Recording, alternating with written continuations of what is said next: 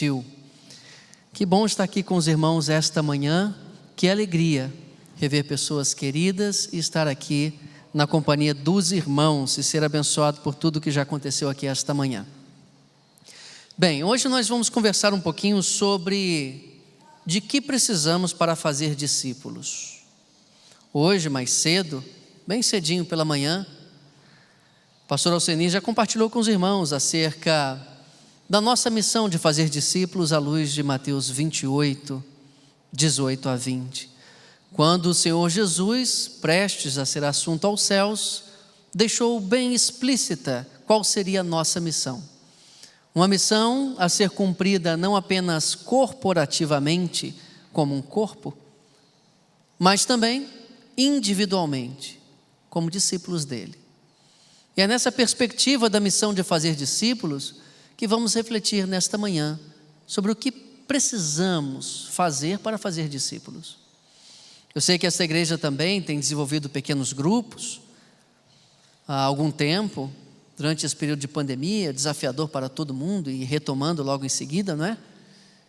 E fazer discípulos nada mais é do que fazer outros seguidores de Cristo, reunindo-os numa comunidade de discípulos. Foi assim que Jesus fez.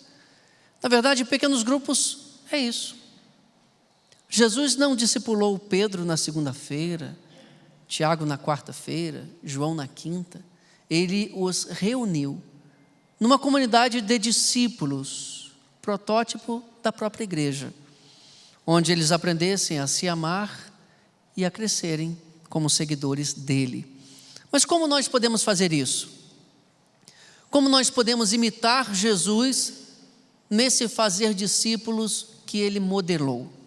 Para isso, nós vamos estudar um pouquinho sobre como o próprio Jesus começou a fazer discípulos, especialmente aqueles 4 primeiros pescadores, aquelas 2 duplas de irmãos, André e Pedro, Tiago e João.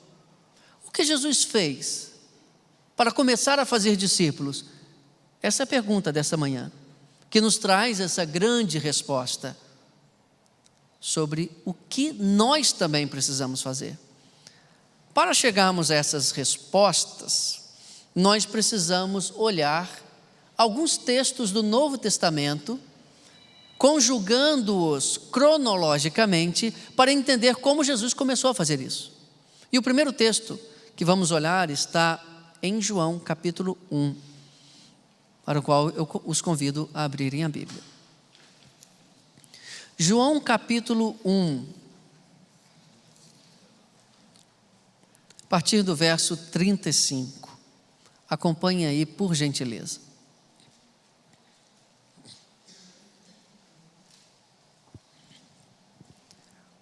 No dia seguinte, João, não é o autor do evangelho, esse aqui é João o Batista, que já havia reunido um grupo de discípulos em torno dele. Ele estava outra vez ali, onde ele costumava pregar, e 2 dos seus discípulos estavam com ele. Mais à frente, pela leitura do texto, nós vamos perceber que um deles era André, irmão de Pedro. O outro, que não se identifica, provavelmente é o próprio João, apóstolo de Jesus e autor deste evangelho. Por uma questão de eloquência literária, João não se identificou, como ele fez em outras partes deste evangelho. E aqui provavelmente acontece isso, ele não se identifica, mas ele deve ser um desses 2. Descem da Galileia para ir atrás de um profeta que começou a pregar no deserto da Judeia, nas imediações de Jericó. Esta é a cena 1 que vamos ver. Depois nós vamos ver a cena 2. A cena 1 então acontece no deserto da Judeia, perto de Jericó, onde havia águas e onde João estava exercendo o seu ministério, João Batista. E vendo passar a Jesus, disse: eis aqui o Cordeiro de Deus. Jesus a essa altura era um ilustre desconhecido. Não havia ainda iniciado o seu ministério público. João Batista, seu primo, provavelmente o conhecesse. Mas Jesus aparece então naquele cenário como alguém pela primeira vez. João Batista, que era quem tinha discípulos, aponta para Jesus e faz essa linda e rica declaração: Ele é o Cordeiro de Deus. Ele é o Cordeiro de Deus. E o que acontece em seguida? Os 2 discípulos ouviram-no dizer isto e seguiram a Jesus. Ou seja, sem conhecer a Jesus, eles seguem-no baseados na referência que João Batista dá acerca de Jesus. Obviamente, essa declaração só cabe para Jesus. Ele é o Cordeiro de Deus. Mas eu gostaria que os irmãos se prendessem aqui ao fato de que o testemunho de João acerca de quem Jesus é o que levou aqueles discípulos a se interessarem em o seguirem. Bem, como eu disse, só Jesus é o Cordeiro de Deus. Mas nós somos chamados a espelhá-lo no mundo. Nós somos chamados a fazer discípulos dele. Jesus não descerá para fazer mais discípulos. Ele disse: vocês vão fazer discípulos. Vocês precisam me imitar tanto a ponto de me representarem bem. E ao fazerem isso, as pessoas quererem estar perto de mim por meio de estarem com vocês. Por isso, a primeira coisa de que precisamos é de um bom testemunho, de uma boa referência de quem nos conhece acerca do nosso seguimento de Cristo. Vamos colocar isso de forma bem prática. Imagine que você seja um professor, você trabalha numa escola. Geralmente nas escolas tem aquela sala dos professores. Temos professores aqui? Levante sua mão. Minha esposa é, temos vários professores. Então tem aquela sala dos professores que todo aluno quer entrar, ou sonha em entrar, mas nunca pode. Só os professores vão ali. Nessa sala os professores conversam entre si. Então imagine que um dia, você estando ausente dessa sala, tem vários professores conversando. Inclusive um recém-contratado que ainda não conhece ninguém naquela escola. E esse novo professor conversa com os demais professores e pergunta a seu respeito. Eu soube que aqui tem um professor, uma professora chamado fulano ou fulana, citando o seu nome. Como é essa pessoa? Falem de mim acerca dela. Vamos então pensar em 2 alternativas. Opção A, eles dizem assim: fulano, referindo-se a você, ou fulana, é um cristão mais ou menos. Ele não é um bom funcionário, chega cedo, chega tarde, sai cedo, não cumpre com suas responsabilidades, não é uma pessoa confiável. Não compartilhe nenhum segredo com essa pessoa, porque não sabe guardar segredo. Eu sei que esse não é o seu caso, mas se for, você não terá essa primeira coisa de que precisa para fazer um discípulo. Mas vamos pensar em outra opção, a opção B. Na opção B, eles dizem assim: fulano ou fulana é um cristão de verdade.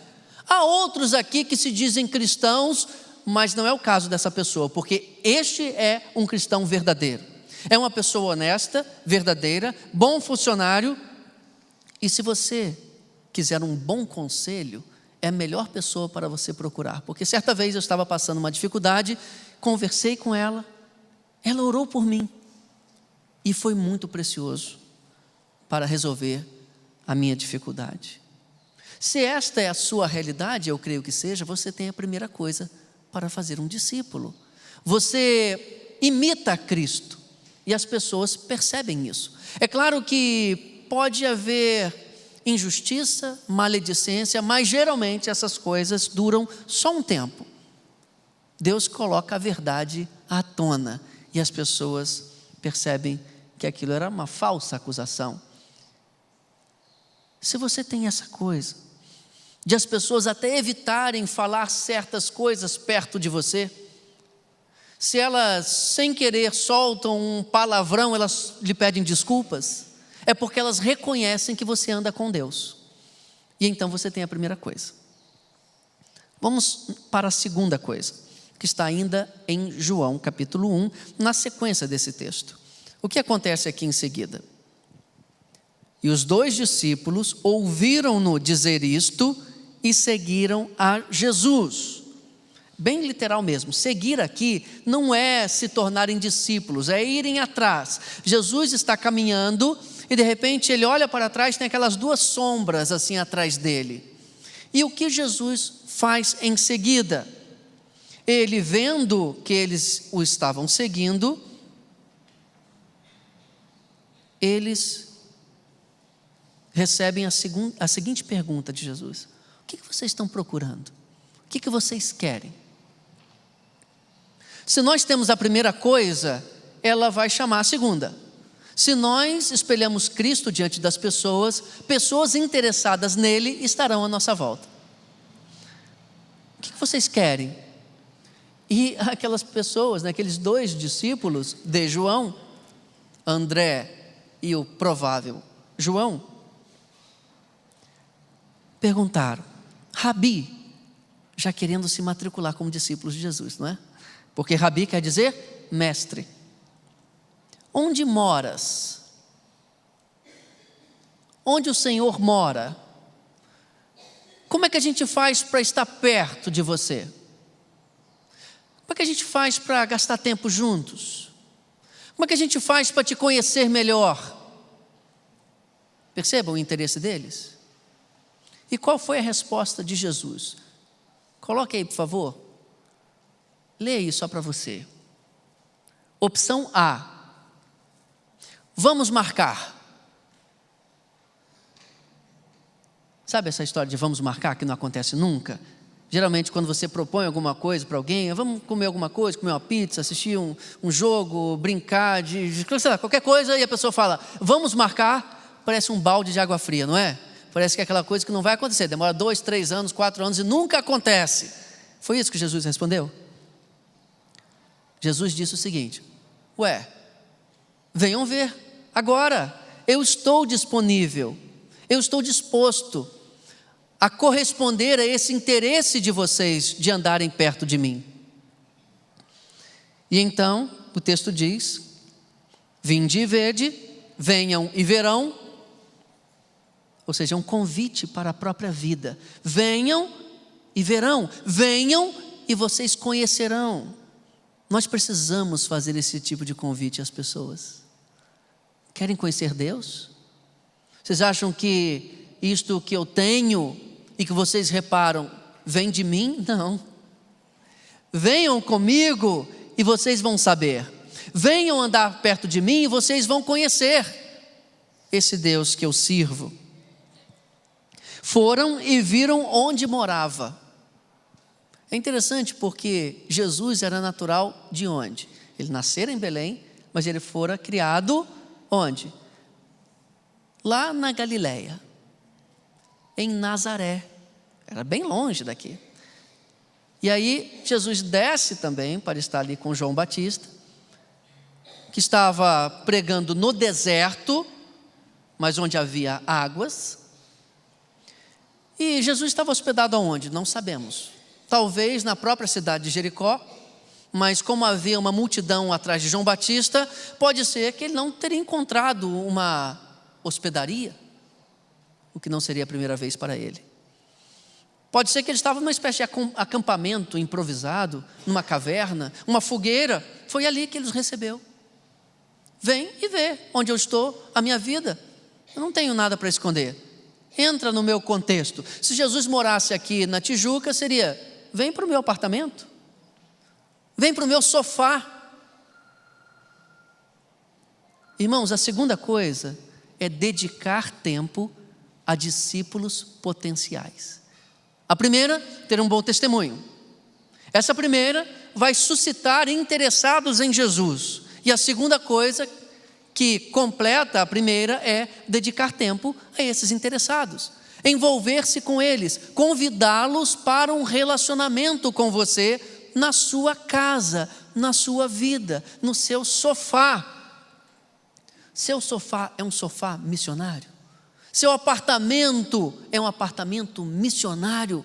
Ou é só o lugar onde nós descansamos do tanto que trabalhamos para Jesus lá fora?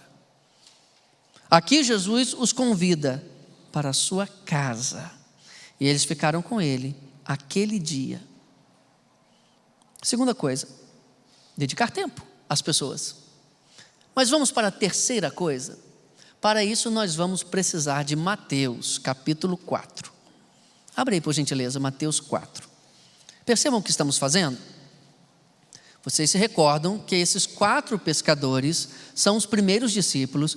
Eles deixam as redes para seguir a Jesus e somente nesse momento eles se tornam discípulos. Até aqui não se tornam discípulos, eles têm esse contato com Jesus. O texto de João vai dizer o que logo em seguida? Um daqueles era André. André apresenta Jesus a Pedro, mas ainda continuaram pescadores. Só aqui em Mateus que nós vamos ver que aquela decisão radical de deixar a profissão para seguir a Cristo integralmente viria a acontecer.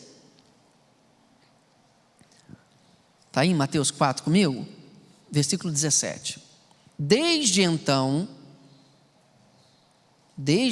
ou seja, quando Jesus vai a Galileia, todas as vezes que eu prego acontece muito isso. Olhar para o texto, aí levanta a cabeça, olha para mim, é um exercício de pescoço constante. Me perdoe, mas não sei fazer de outro jeito. O que aconteceu? Jesus está lá com João Batista no deserto. João Batista aponta para Jesus. João Batista o batiza. Jesus vai para o deserto naquele seu retiro, quando é tentado por Satanás por 40 dias. Depois, então, Jesus sai de cena e depois aparece onde? Na Galileia, onde ele começa o seu ministério público, quando ele começa a pregar. E é isso agora que encontramos no versículo 17. Desde então, começou Jesus a pregar e a dizer: arrependei-vos, porque está próximo o reino dos céus.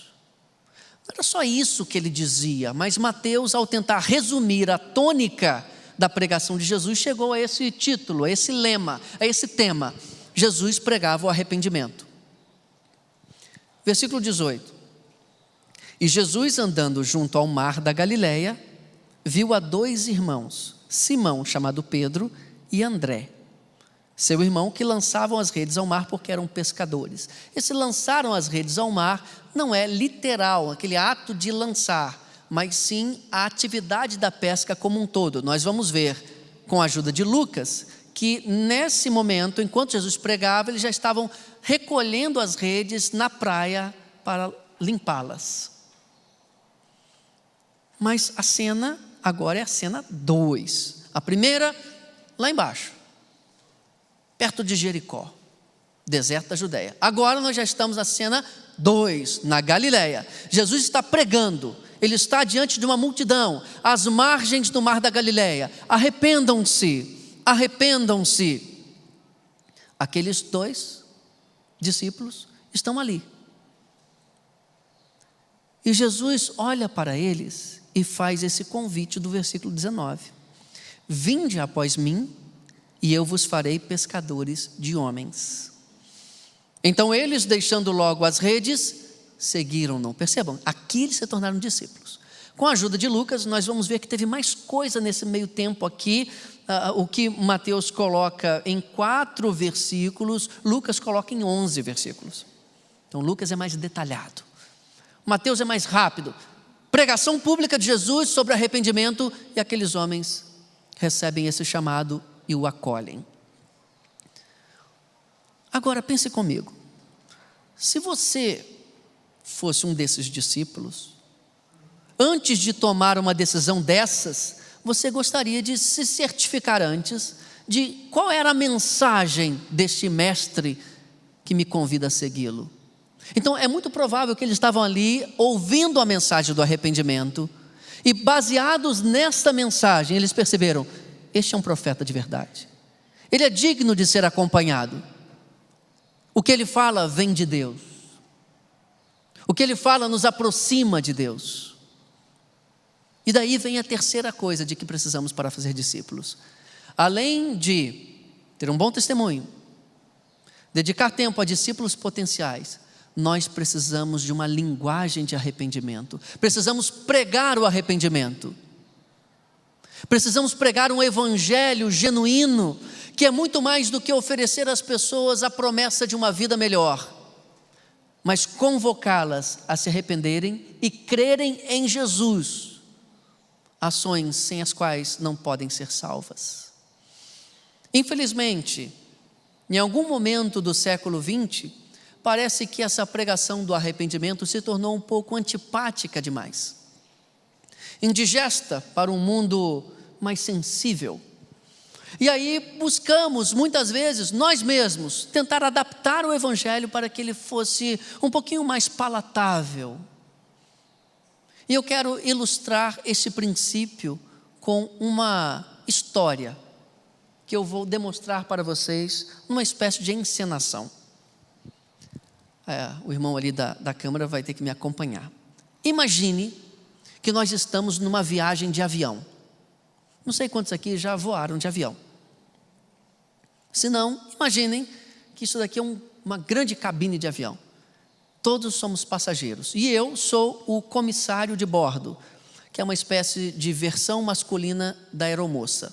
Eu sou responsável pelo contato entre os pilotos e os clientes, que são vocês. Uma hora na viagem, já lá nas alturas, o piloto me chama e me diz assim: Diogo, eu tenho uma má notícia. Aconteceu uma situação raríssima.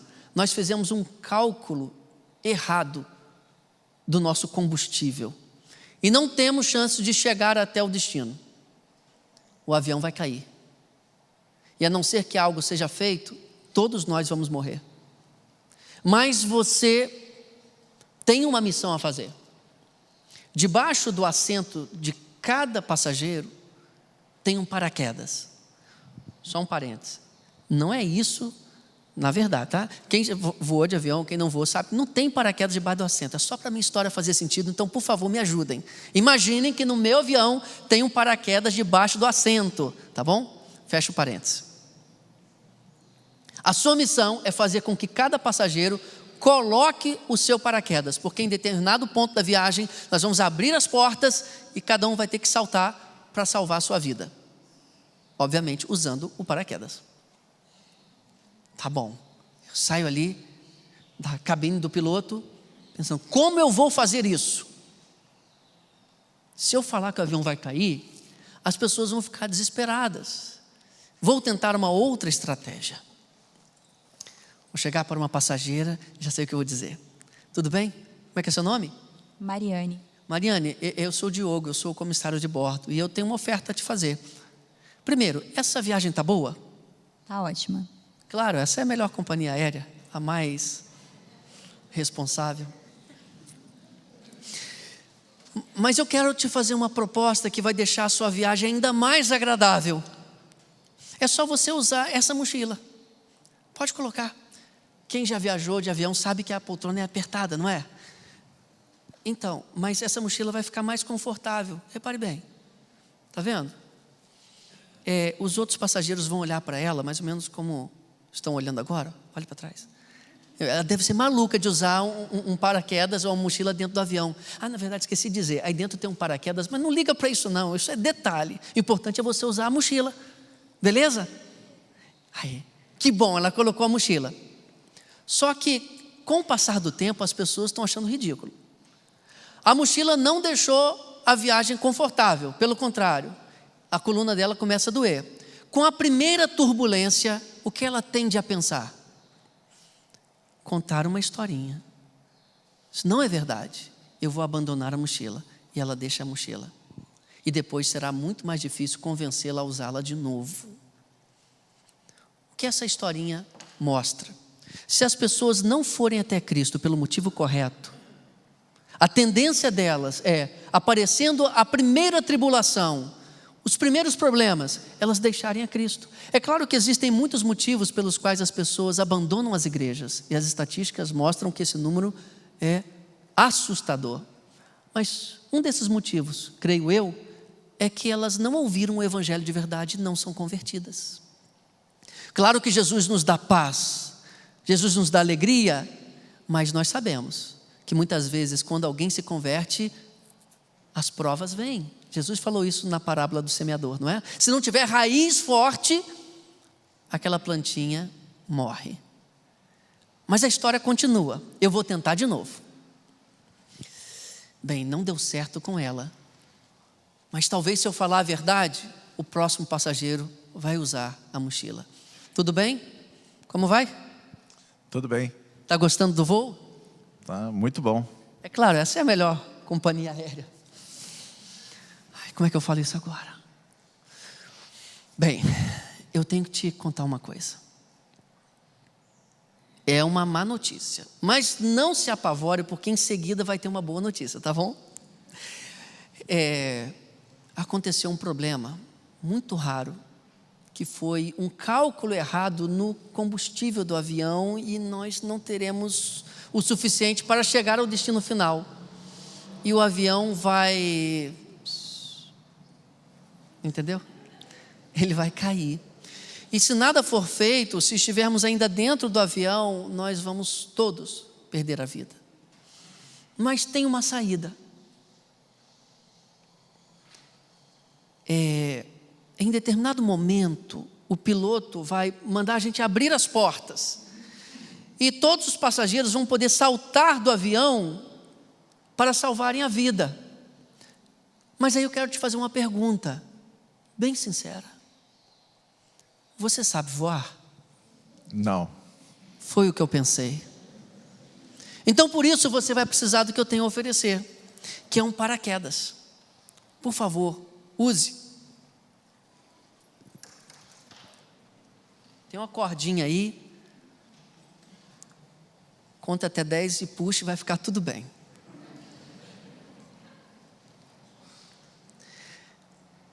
Essa segunda história mostra alguém que pegou o paraquedas com base na verdade de que o mundo não vai bem, o destino final não é bom, a não ser que acatemos, nos agarremos ao método de salvação de Deus, que é Cristo. Entendem? Já ficou claro, não é?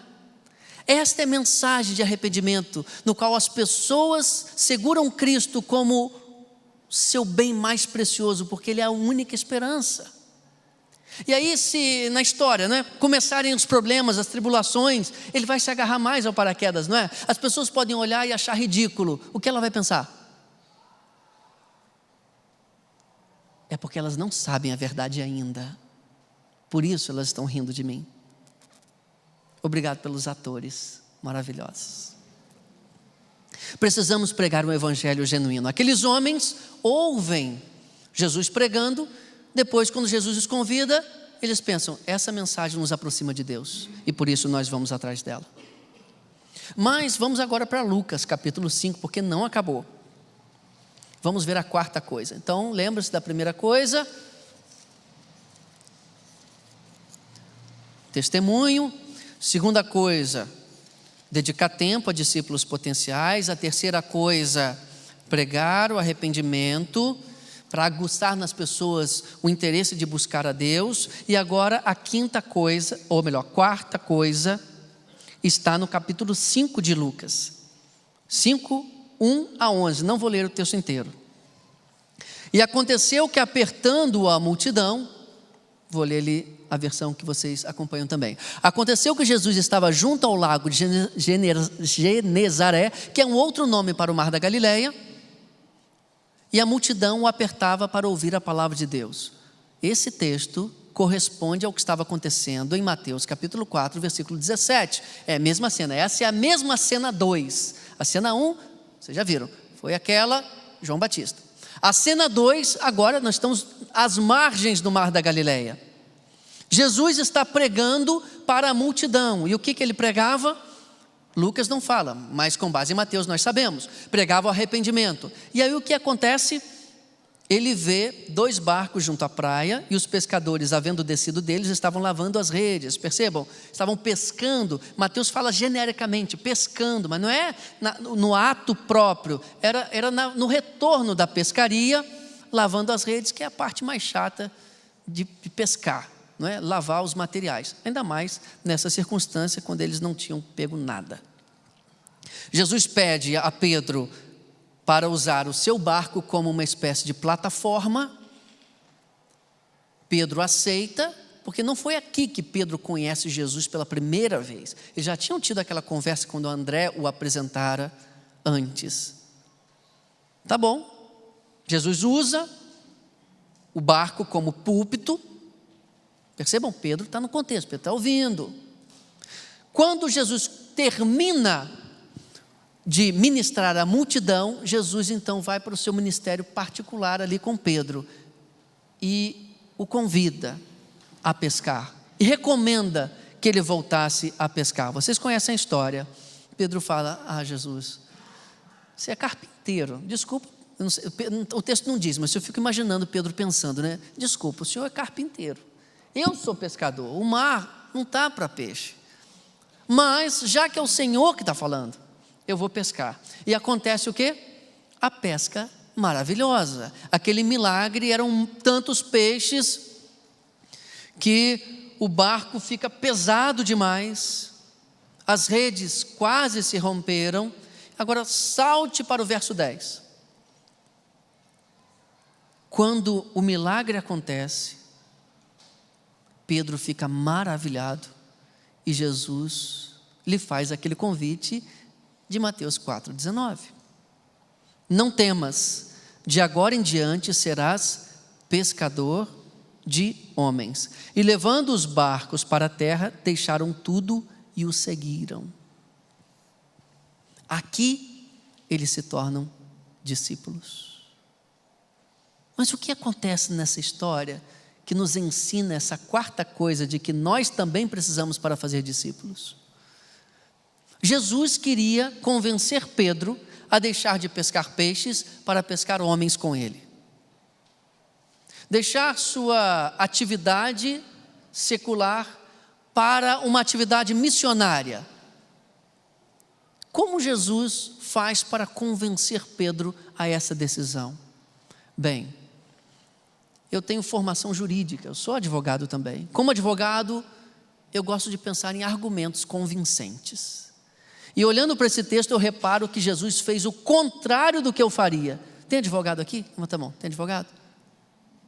Temos? Tem. Jesus faz o contrário do que eu faria. O que eu faria? Eu diria para Pedro mais ou menos assim: Pedro, pescar peixes é uma atividade humana. Fazer discípulos é uma atividade divina. Peixe não tem alma. O ser humano tem. O resultado da pescaria de peixes é temporário, o resultado da pescaria de homens é eterno. E se a gente parar para pensar, era o melhor momento para esse convencimento, porque Pedro estava frustrado exatamente com a pescaria de peixes. Ou seja, Jesus tinha tudo para desvalorizar o que era importante para Pedro, valorizar o que é importante para ele mesmo, Jesus, a fim de tirar Pedro do mundo de Pedro para trazer para o mundo de Jesus e fazer Pedro tomar essa decisão. Mas Jesus faz o contrário da lógica, o contrário do que um advogado faria. A fim de trazer Pedro para o seu mundo, Jesus abençoa Pedro primeiro no mundo de Pedro. Isso é impressionante. Jesus abençoa Pedro na pescaria. E aí, quando acontece o milagre no mundo de Pedro, Pedro se depara com o sobrenatural. Qual é a reação dele? Versículo 10. Opção A. Me responda se é A ou B. A, Pedro pensa assim: Jesus, vem ser meu sócio, porque se todo dia a gente tiver uma pescaria dessa, nós vamos ficar ricos. Opção B: Jesus, eu estou entendendo que o Senhor vale muito mais do que peixes. O que eu presenciei aqui é tão extraordinário que faz todo o resto ser pequeno demais, ou até insignificante, diante do Senhor e do que o Senhor é capaz de fazer. E aí Jesus fala: então vem me seguir. Está achando que pescar peixes é algo impressionante e multiplicá-los? Eu vou te fazer multiplicar discípulos. E aí Pedro diz: é para já. O que Jesus fez é o que nós temos que fazer. A quarta coisa: entrar no mundo das pessoas e as abençoar lá. Fazer discípulos é algo para fazer no mundo das pessoas. É algo que vai começar quando sairmos daqui. Se a gente parar para pensar, foi o que Jesus fez ao vir nos alcançar, não é mesmo? Filipenses 2 diz que ele, mesmo sendo Deus, não se apegou ao fato de ser Deus, mas se humilhou, se esvaziou, entrando no nosso mundo, que em última instância é dele também. Mas ele veio estar perto de nós, se tornou um de nós, para nos alcançar e nos levar ao reino dele. Nós não somos deuses, não somos como Jesus, e quantas vezes não queremos nos despojar do nosso mundo para entrar no mundo das pessoas. Mas Jesus é o nosso exemplo. No mesmo texto Paulo fala: nós precisamos ter o mesmo sentimento dele. Nós precisamos nos envolver, meus irmãos. Precisamos ter amigos não crentes. Precisamos estar com as pessoas, trazê-las para a nossa vida, entrar na vida delas, nos relacionar.